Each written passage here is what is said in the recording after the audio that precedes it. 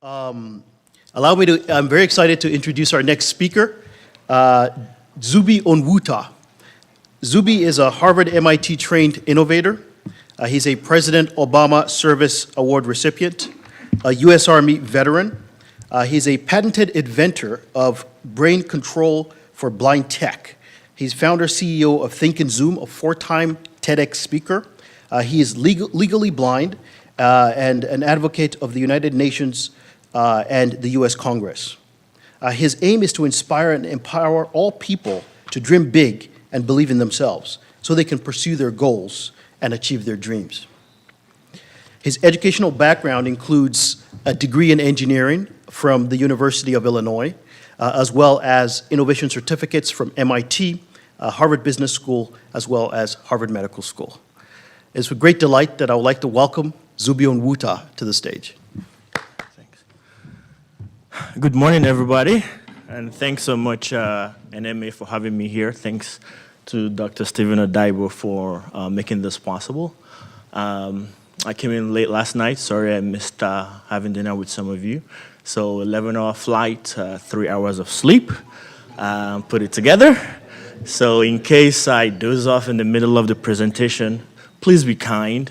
I ask you to do me a favor, just look and think, and I will zoom in to continue. All right, can anybody see that very well? No. No? Why? What's the problem? It's blurry? Wait, are you sure? That's how I see you. So I can argue right now that you are experiencing a learning disability because you're struggling to see. How about now? It's better? All right. So I'm Zuby Onwuta. Like he introduced me, I am legally blind. My journey started when I was a teenager and I left my home country of Nigeria to come to America. And I was so excited, I won the visa lottery. I picked up my dream in my front pocket to become a medical doctor, a duffel bag, and $200 to go to medical school, right? So when I arrived, I quickly realized I was going to need a whole lot more money. And in order to, fulfill my dream, I decided to serve the country that was giving me this great opportunity. So I started pre-med, and I joined the US Army. And quite frankly, life was great. But then barely 2 years into both, things started going wrong. Strike one was I became legally blind. Within 2 years, I went from 20/40 to 2200. I was diagnosed with Stargardt's macular degeneration. Of course, that earned me a medical discharge, and my pre-med went along the way. Battled with a lot of depression, but when I came out of it, I said, okay, let me try engineering. Now, while going into engineering, I kind of learned about Stargardt's. It takes you to 2200, you become legally blind, but then it stabilizes. You cope with blind assistive technologies, magnifiers, sometimes text-to-speech or readers, but you should be fine. It's stable. Now, my symptoms never match my diagnosis. So I went into engineering and I struggled all through because my vision kept fluctuating as it continuously declined. I did manage to graduate, started working full-time, and then found myself at the School for the Blind. Came out of there, continued. But throughout all this period, I knew something was wrong. I knew that the things I was hearing wasn't quite complete. So I threw myself into research, and I saw about 300 of your colleagues, 300 eye care professionals later, a decade and a half and 2 weeks at Johns Hopkins with some genetic testing, we got the full picture.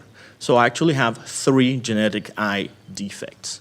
I have 2 defects that contribute to Stargardt's and 1 that contributes to Conrad dystrophy. So what is it like to deal with that? Well, imagine if you have 1 computer virus. Now, it's going to be very annoying because sometimes your system locks up and you don't know what's going on. Now, add 2 more to it. Now it becomes extremely very unpredictable. So that's what I mean. And I seriously mean, if I doze off, please look and think so I can zoom in to continue. So throughout all this journey, I started researching on how to, make the situation better for myself and others. And the core problem is really the blind assistive technology solutions that are out there. They're simply inadequate, and these are some of them. magnifiers, screen readers, white cane, right? And I dedicated myself to try to come up with a way to, improve the situation. And I am not alone in this journey. Globally, there are upwards of 300 million people who are visually impaired or disabled or legally blind. About 15% of them are actually totally blind. And the illiteracy rate around the world is at 90%, 9 out of 10 people. So that is huge. And then in terms of unemployment, here in America, there are about 22 million people like myself who deal with a 70% unemployment rate. And last time I checked, we're in an economic boom, right, when we have very low unemployment rates. But still, for this demographic, we're still suffering. And the numbers don't get better with other countries. The UK is at 75%, South Africa is all the way at 98%, and it doesn't get any different when you compare other countries. So while everybody else is similarly doing well, we are still, at the back, still struggling because of inadequate blind assistive technology. And when it even comes to the older generations, for people that are deal with the baby boomers who are turning 65, 20% of them are affected by macular degeneration, so they all become legally blind. And people who are over 50, a lot of them end up very prematurely in nursing homes. Because if you look at it, they are 50, 55, they've been working for decades, and all of a sudden something starts affecting their eyes, and then somebody's telling them to start using these things called screen readers, magnifiers. The person just throws up their hands. I don't want to deal with this. And so they lose their economic viability. Now, what are some of the solutions that are out there? Not picking up Microsoft, but let's focus on this particular one called Seeing AI. Seeing AI is great, right? It's a mobile application. You download it on your smartphone. It has great computer vision. It can read business cards, so short text. It can read long-form text in pages. It can tell you colors. Even it can tell you some currency, right? But it has some drawbacks, and these drawbacks are similar to all the other assistive techs that you're going to come across. So first, you kind of have to manually operate it, right? I mean, I think I see everybody sitting down and looking at me. I don't think there's anybody holding both eyeballs with one hand and using the other to crank it and fine-tune it, right? But that's the experience that most blind assistive technology offers, that manual operation, that hand-holding. And so what it does is it limits one's functionality and impedes the ability of that person to produce and to be efficient and to compete with everybody else. So how can we improve upon this? So that's what I set about. I set about trying to figure out a way to first remove the hand-holding, right? No hands, man, look, no hands, right? Make it hands-free, first of all. And then the second thing is now the control or the commands. First, I wanted to automate the commands. I don't want to have to learn any extra commands just to use my assistive tech. I don't know if you guys are familiar with things like screen readers. In order to just open up a new browser while using the screen reader, you literally need 2 hands and 2 fingers on each hand to control all the short keys. It's very inefficient. So I wanted to automate the commands. But then the third thing is, okay, no hands, automated commands, but how do you control it? How do you send the controls? Well, what about brain control? Can we use our mind? Actually, today we can. We can leverage electroencephalograms, right, EEG. Over the last 7 to 10 years, certain companies have started making mobile versions, and I have one here, very similar to the one you see in the picture, and there's a sensor that touches the forehead. So by leveraging EEG, we can tap into our brainwaves. And these brainwaves are a result of the massive neurons that we have in our brains, which, when they communicate, give rise to all our thoughts, emotions, and behavior. So we can leverage these brainwaves and use them to control digital devices. Are you visually impaired or just need to see things up close? Introducing Think and Zoom. Think and Zoom detects your focus through the MindWave EEG headset and tells the camera on Google Glass to zoom in. Blink to snap a picture and see clear detail even at a distance. Ever wished for a way to zoom without cords, handheld remote controls, or buttons? It's as simple as that. Just look, think, and zoom. Introducing Think and Zoom.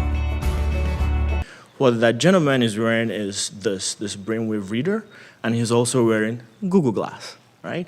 And we've been able to pair both of them together where we can send his brainwaves to the Google Glass. So essentially anything that has software, that has a display and an operating system, we can harness the brainwaves and use it to control that thing.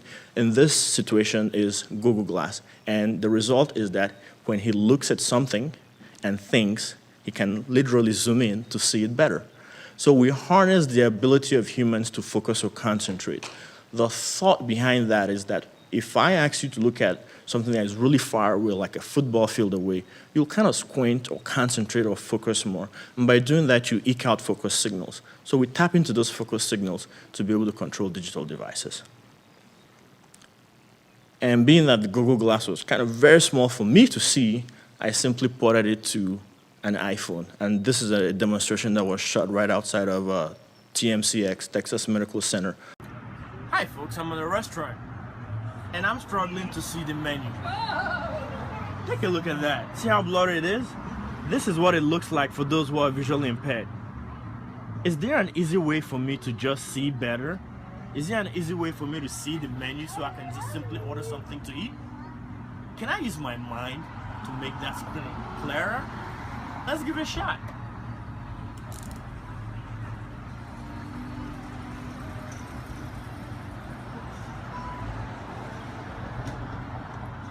All right, let's see what's happening now.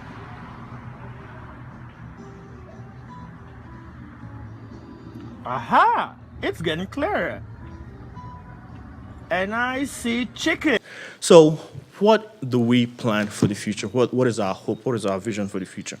Well, for the future, we want to fuse it all together, right? Rather than having these discrete pieces of hardware, we want to put it all together in something like this. And thanks to the people at DACRI, who I met last year for allowing this photo. But with this kind of hardware, what we want to do is, A, have that EEG sensor touching your forehead, right? And this already has a display, and it's going to have an operating system. And when we harness the brain waves, we will influence magnification and text-to-speech. And AI, or machine learning, will be the one that's going to be able to manage all of that, right? We're going to run ML against all that brainwave and just simply treat it as data and just try to sense whenever somebody's struggling to see and then provide them with some relief. And these are some of the places we've been very fortunate to speak at, Johns Hopkins, USC Medicine, and a host of other places. And these are some of the validations that we've had. We've been invited to South by Southwest. And one of the crazy ideas we have actually to deploy the solution to the market is by tapping a secondary market in terms of video gaming. Because video gaming currently is at 140 billion and growing at almost 14% per year. So we actually designed a game which won an award at Apple WWDC, and by simply thinking, you can lift a bird out of a cage. And we've been featured several times on TEDx, and we also earned a patent last year. So wrapping up, our vision for the future is to modernize assistive technology. There are millions and millions of people who are suffering around the world simply because the assistive technology they rely on to cope with everyday tasks is inadequate, and so they lack the ability to be self-reliant and economically viable. So we want to refresh assistive technology, simply modernize it and make it ready for the 21st century, and we'll simply want to leverage brainwaves to do that so that everyone can have the ability to look, think, and zoom into a better, brighter future. Thank you.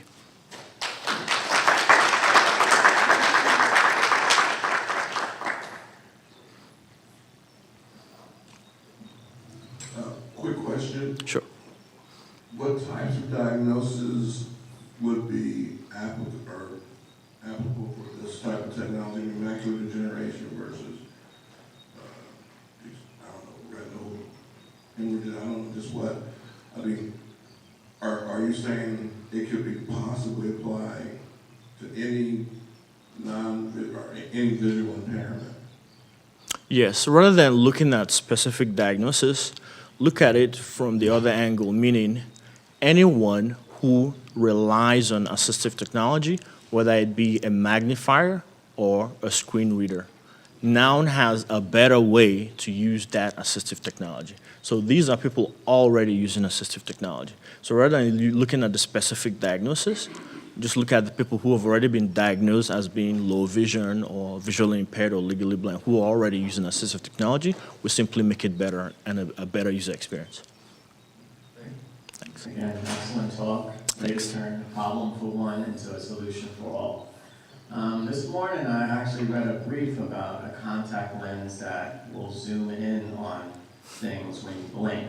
Yes. So I was wondering, of course I'm jet lagged, so I'm reading at 3 in the morning, but have you thought about making your technology also on a contact lens platform?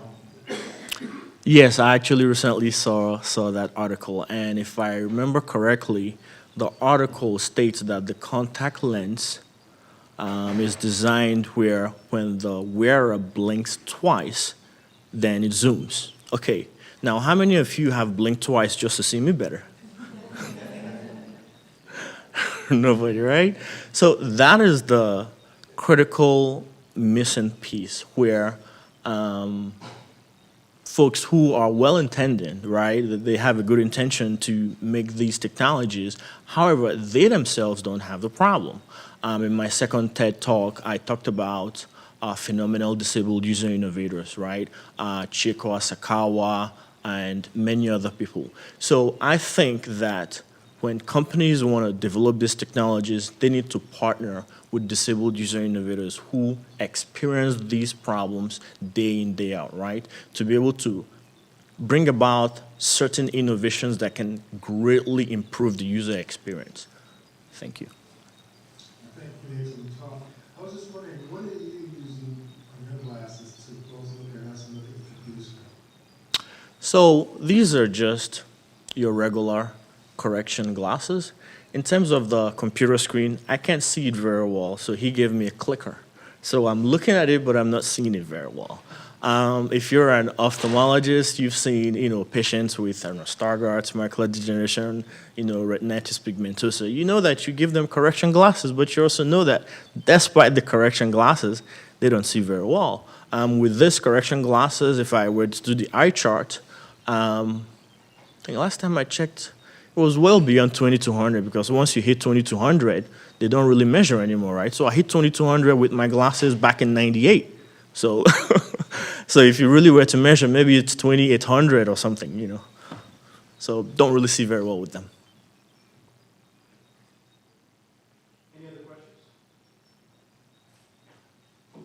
All right. Thank you very much. All right. Very exciting session. I'm so thrilled and I'm having a lot of fun.